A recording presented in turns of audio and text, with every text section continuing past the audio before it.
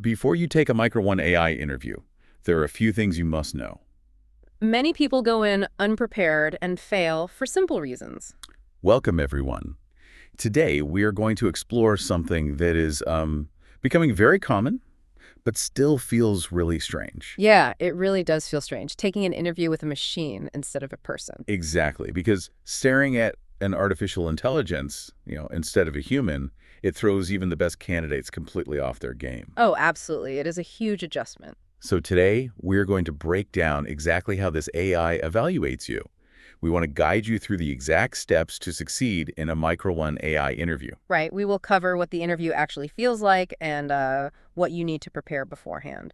We will also talk about how to act when the camera turns on and the big mistakes that you really need to avoid. That is a great plan because knowing the rules changes everything. It really does. So let us start with section 1. What is the interview actually like? Well, the environment itself is the first big shock. When you log into the Micro1 platform, you are not going to see a human recruiter smiling back at you. Wait, there is no human interviewer present at all. None. Zero humans. Instead, you are going to meet Zara. Zara. Yes, Zara is the AI recruiter at Micro1. So your camera turns on, your microphone connects, and you are talking directly to a machine. I mean, that lack of a human has to be a huge psychological shock for people. It is. Think about it. When you talk to a human, they nod, right? They smile. They give you little signs that you are doing a good job. Right, they say things like, uh-huh, or makes sense. Exactly. But Zara doesn't do that. She is a machine, but she is incredibly smart. She doesn't just ask simple questions where you can say yes or no. Oh, so she asks complicated things. Yes. She asks open-ended technical questions, and she also asks scenario-based questions. What does that mean, scenario-based? I mean, she gives you a difficult situation, like a pretend problem at work, and she asks exactly how you would handle it. Oh, I see. So you really have to explain your process. That is the most important rule of the entire interview. You need to explain your thinking out loud. Explain your thinking out loud. Yes. Yeah. Because the AI cannot read your mind. It only knows the words you actually speak. So it's like a math class. A math class. Yeah, when a math teacher asks you to show your work, the teacher doesn't just want the final answer on the paper. They want to see the steps you took to get there. That is a perfect analogy, yes. You have to show your work. If you solve a complex problem in your head and just give Zara the final answer, well, the AI has no data to score. It cannot give you points if it doesn't hear the steps. Exactly. If you skip the steps, you skip the points. Wow.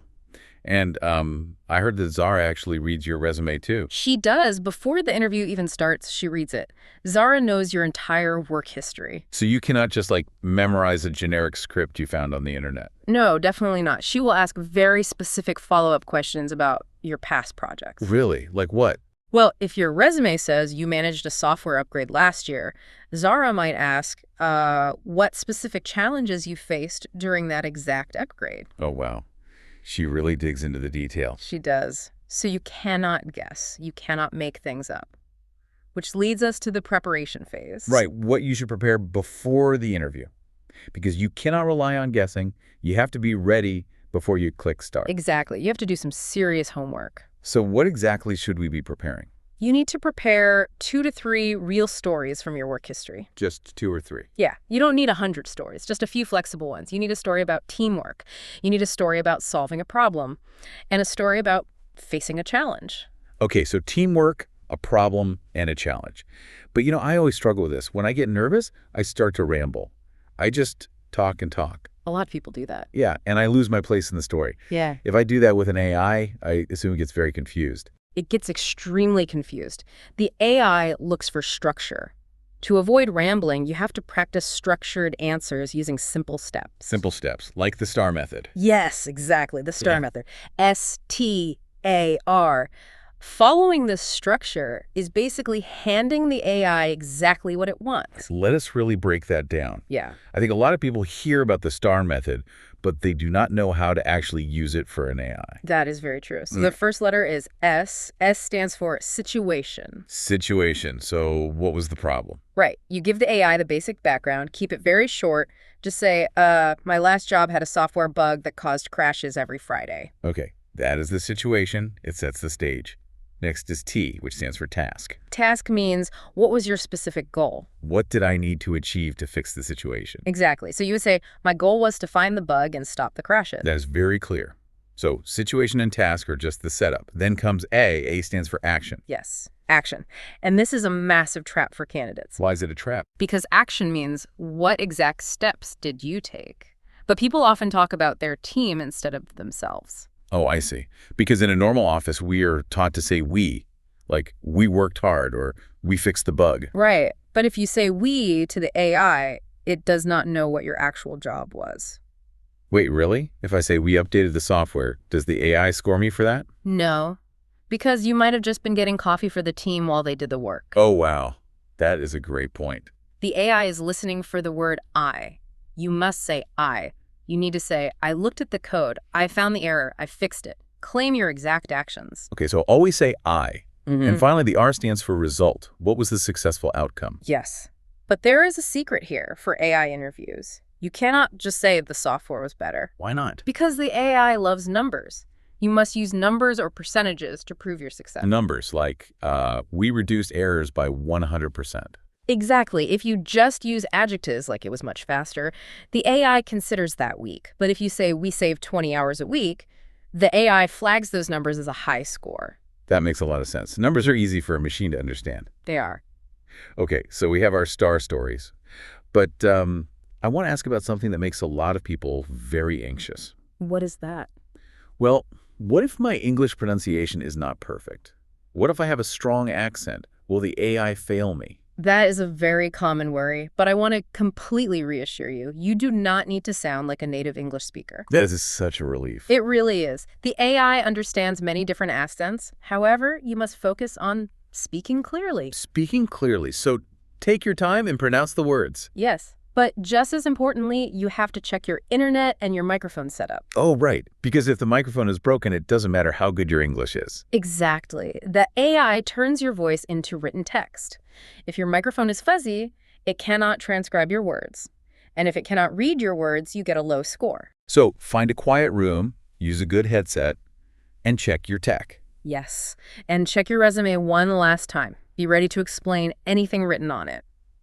Because Zara will ask, actually, doesn't Micro1 have an interview prep tool? They do.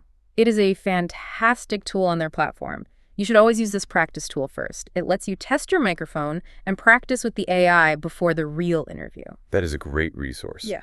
Okay, so we have our stories, our microphone is working. Let us move to section 3.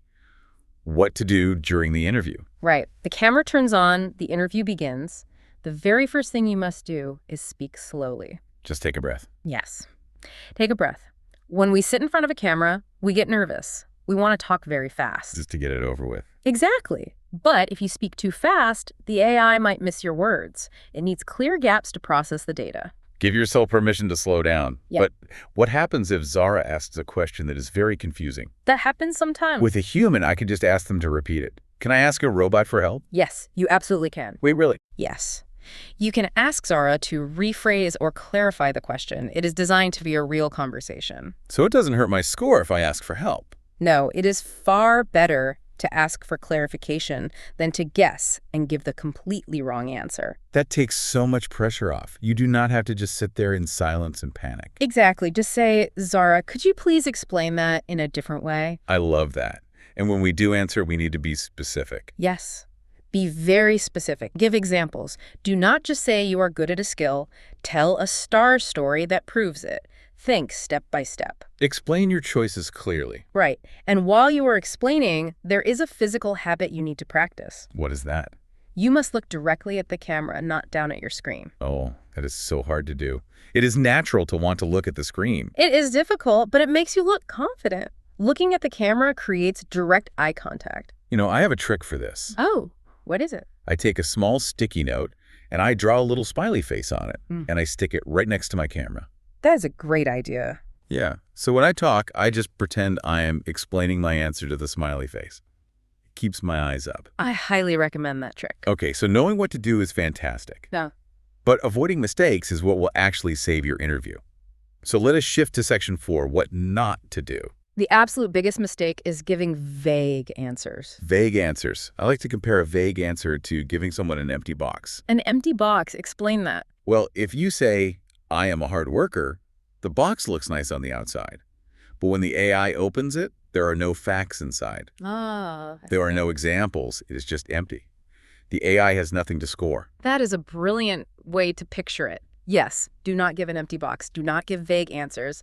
Another mistake is rushing. Rushing, like not taking time to think. Exactly. Silence feels scary on a video call. You feel this pressure to fill the dead air immediately. You really do. But do not rush.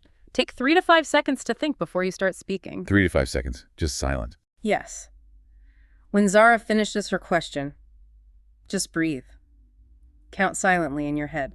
1, 2, 3. Think about your story. Then speak. Taking a brief pause actually makes you look thoughtful. It does, and it stops you from saying, or rambling. Makes sense.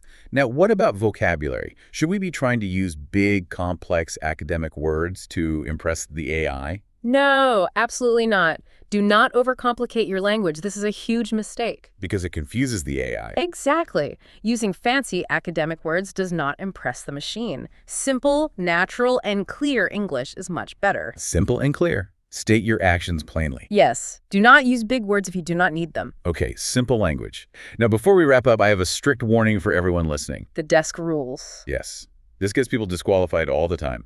Do not look at your phone. And do not open other screens on your computer. This is a critical point. You must stay focused on the interview window. The system is actively watching for this. If you look at your phone, the camera notices your eyes moving away. And if you open another browser tab to search the internet, the system knows. Right. It can disqualify you completely. Your interview will immediately end. So keep your phone in another room. Keep your hands on your desk and look at the camera. Exactly. Treat it like a real in-person interview. Yes. Show respect for the process. Well, we have covered so much ground today. Let us summarize. The main point is this. If you prepare these things, you already have a big advantage. You really do. Most people do not prepare. Right. But you have your star stories, you checked your microphone, and you know how to look at the camera. And remember the core message here. You don't need perfect English. You need clear thinking. Clear thinking is the key. Speak slowly, use simple language, and give the AI the specific steps it needs. Exactly. Before we finish, I want to leave you with a final, really fascinating detail about Micro1. Oh, the feedback report. Yes. After your interview, Micro1 provides a detailed, automated feedback report directly to you. That is incredibly rare. Usually you just get a polite no with zero explanation. Right. But Zara generates a report showing your exact technical strengths and areas to improve. It is totally honest and objective. It doesn't judge your personality. It just looks at the facts and shows you how to grow. So think about this. Even if you don't get the job this time, could receiving totally honest, objective feedback from an AI actually be the secret tool that makes you a stronger professional tomorrow? That is a very powerful thought. Honest feedback is how we improve. It really is. We want to thank you so much for joining our exploration today. Yes, thank you for listening. We hope you feel much more confident and prepared. We wish you the absolute best of luck on your Micro1 interview. You are going to do great.